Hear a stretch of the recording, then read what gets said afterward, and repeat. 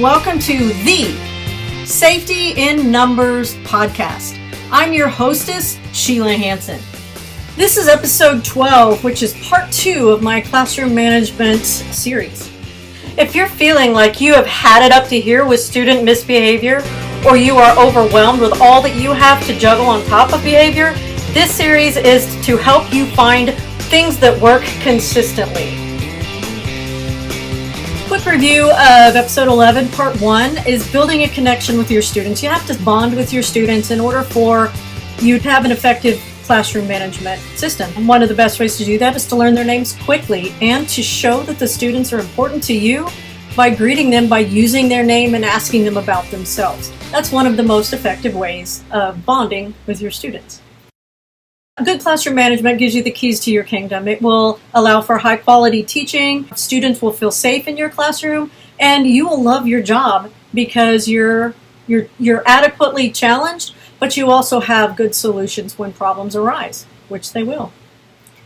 And again, a warning that there is no one size fits all for every situation and every solution. You have to be able to work through those things and to come up with a good solution. And your classroom management system has to be your own. Consistency and honesty with your students will either make or break any system of classroom management. In this episode, I will focus on how every teacher needs support from the people around them. So build a chain of people who've got your back. Your support chain will go basically like this. Teachers and staff that are physically near your classroom and those whom you feel connected to. So people that you're comfortable talking to. Counselor, administration, and parents. So link number 2. Notice I skipped link number 1. I did that on purpose. It was not a typo. The second link in your support chain is teachers that are near you.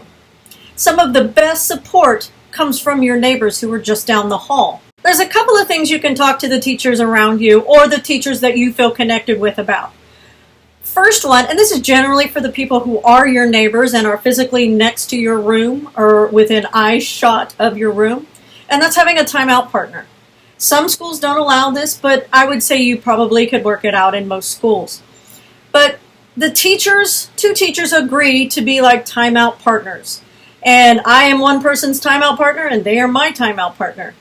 Each of us has like a designated chair in the room where a student from their room can come in and sit, preferably out of view of the rest of your class where they can sit in private and either work on something or cool off. Mine was behind a couple of file cabinets that were over by the window, so the kid had a view out of the window, but the file cabinet blocked the view of my students from them and them from my students. It also should be easily accessed, so they should be able to walk straight in and go straight to the desk and walk straight out when it's time for them to leave. Each teacher, we agreed not to say anything to the student, but only to make sure that they were safe and that they were quiet. And this comes directly from love and logic. I'm not there to counsel with that student. They are simply there to sit. So they have not become a further problem for me. I'm just a safe spot for them to sit away from the rest of the class where they had caused a problem or perhaps needed to finish an assignment. Then you need to have an agreed on way for that student to get back into your classroom. So if I'm sending little Sheila out to timeout, I need to say, Sheila, you have gotten far too wound up and I need you to calm down before you can come back into my classroom. So I want you to go over to Mrs. So-and-so's classroom and sit in her chair, and when you feel ready, like you are ready to be around other people and be decent and polite, then you can come back. That may not be till the rest of the hour. It may not be for 5 minutes and then she tries to come back. But allow that first time, especially to come back, be the child's decision. It also might be, you need to go and sit in so-and-so's classroom and finish the assignment or something like that. But you agree on how they are able to get back into your classroom before you send them. You might even say, I'm not sure when you can come back, but I will send for you. So like if I had an activity going and they had to have their homework done in order to participate in the activity, then I would send them out to the timeout room and I'd say, all right, I will send for you when we're ready for you to come back in. But this is all decided on before you send the student to the timeout. Another use for teachers who are your neighbors or who you feel emotionally close to and connected to is to have an advisor. And this is not just somebody to vent to, although there is some merit in that, but sometimes it just perpetuates complaining, and that never solves any problems. So, before you're at the end of your rope, before you've got no more chances, you go and say, hey, Sheila, how would you deal with little Sheila who's been throwing paper wads at somebody in class? What would you do in this case? And just get some ideas. Doesn't mean you have to follow their ideas, but you get ideas. Also, you can try talking to that student's teachers that they had last year. I taught 7th grade, and 6th grade was also in our building. So I just walked down to the other side of the building and talk to the teachers they had last year and see what they tried and what worked. I also would talk to our special education teachers because many of them work daily with students who have behavior problems. And they have some really creative ways of dealing with some behavior issues. So be like, hey, what would you do in this situation? Or what have you done in this situation? They might give you good advice, they might not, but at least you're getting some input. And that's what an advisor partner is.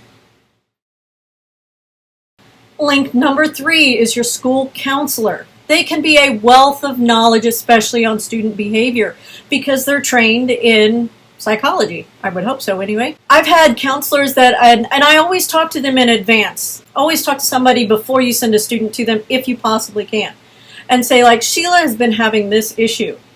What are your thoughts on that? And just kind of like the teacher advisor, get the counselor's idea on that. If you have a student who's going to need a more private or enclosed sort of timeout space rather than a chair in another teacher's room, you might ask the counselor, because oftentimes they will have a back office where they have a table and some chairs where they have meetings, and see if they can have the child sit in there until they're ready.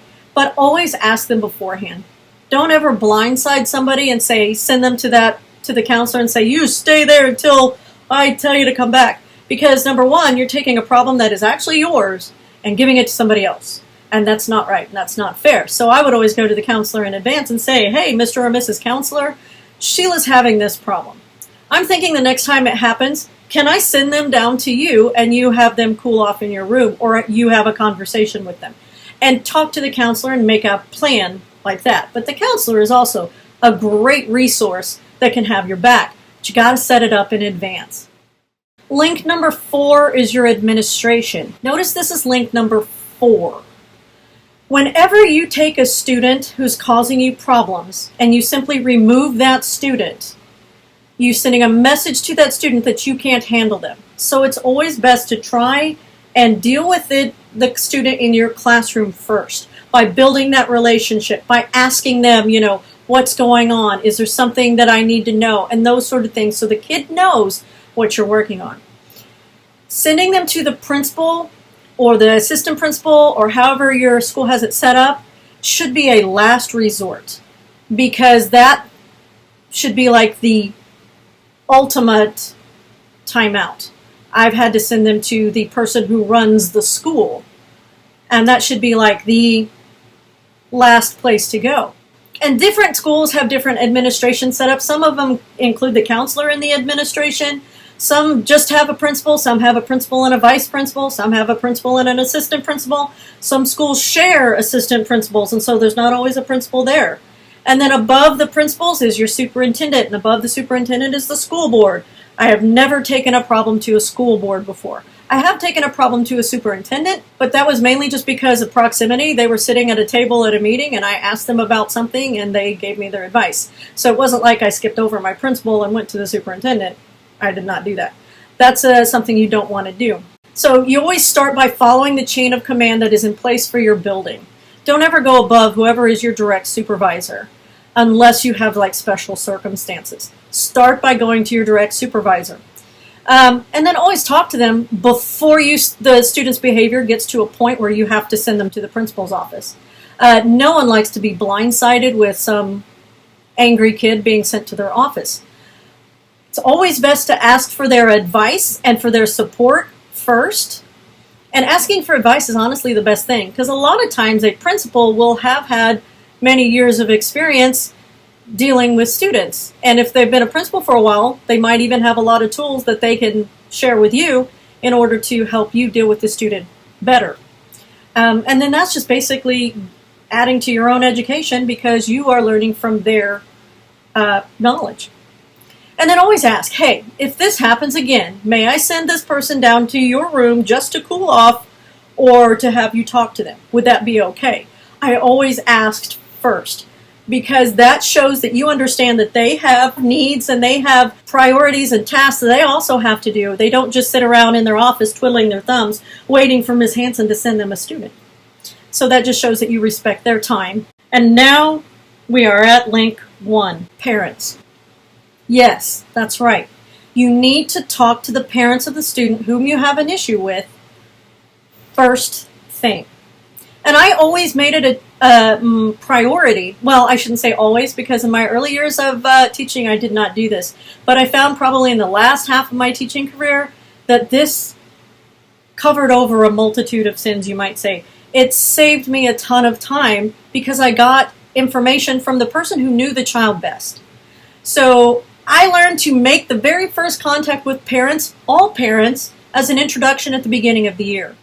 I introduced myself, and then I always asked them to introduce their child to me. Even if I knew the kid from the past, I want them to give me their insight on their own child. Most of the time, about 60 to 70% of parents would do this. You always have some that won't. And I did it by email because it's the easiest way to get a hold of people.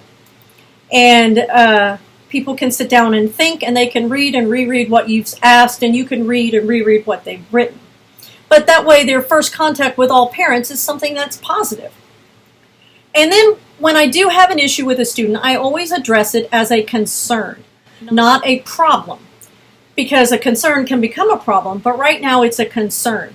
And when you say to a parent or to anybody, I've got a problem, then their mind automatically goes to a certain idea, certain thought process. When you say I have a concern, it's more of a problem solving rather than a, oh my gosh, I'm drowning, I've got to try and save this person. Problem solving is where you want your mind to be. So I am concerned about Sheila's behavior in math. I saw her throw a broken pencil at Sammy's head. Can you give me some insight on this behavior? You don't want to say, Sheila threw a pencil at Sammy's head and that caused a whole bunch of problems. So what are you going to do about this, parent? No, I'm concerned about Sheila because this is not good behavior. And there's always something behind a behavior that has caused that behavior. So the parent might have an insight. Well, yeah, Sheila and Sammy have a history. They had this problem last year, and so I will talk with my child. And 90% of the time when I would address a problem to my parents as a concern, they would say, let me handle this. If it happens again, let me know. So that way you and the parent are on the same page, and they are not surprised that you've been having issues in the classroom because you've already been talking to them about it. And talking to them about it in the form of I am concerned with your child also doesn't throw the problem in their lap. It's more like, hey, this has happened. How can we do this together? And you want to be on the same team as your parents because your parents know the child best. They spend the most time with the child. And so they are your best advocate and your best hope for changing the child's behavior. Another thing I often will say to parents is, if I see this behavior again, do you have a recommendation of what I should do that will work or has something worked in the past? And what's that just saying is asking for their experience. If they know something that will work right away, use it. Don't try and figure that out on your own and try and reinvent the wheel that's already been invented. And then once you've had a repeat problem with this and it's the same issue in the same child, you might say to the parent, if I see this behavior again, I am going to change the child's seat. I am going to have the child go to a timeout space because parents oftentimes know the most effective way to handle their child. You may find that there are others in your particular support chain, but these are the ones that I find are the most consistent among schools. The parents are the number one link, then teachers and staff that are around you or that you feel connected to, your school counselor, and then your administration. It's always best to set up this support chain before you need help. So a good time would be like in those meetings in August before school has started, just open up a conversation. Say, Rachel was one of my neighbors. Hey, Rachel, do you care to be timeout buddies this year? If I have a student who needs a timeout, can I send them to you and you vice versa? And you've set it up in advance. And then throughout the year, you talk with your support chain regularly, your partner teachers, your counselor, your administration, about anything that is going on in your class that they might need to know if they have to take a child out of your room. And you can be just as supportive of them. You can lend them an ear and listen to what's going on in their classrooms and give them advice and tell them what you think you would do if that were happening in your room. Because 2 heads are always better than 1, and multiple heads are great. In the next episode, we're going to explore the part of classroom management where you have to figure out what kind of environment that you need as a teacher to teach effectively. Because if you know what it is that you need, then you can start setting that up, and that's all a part of your management plan. Thanks for watching. See you in class.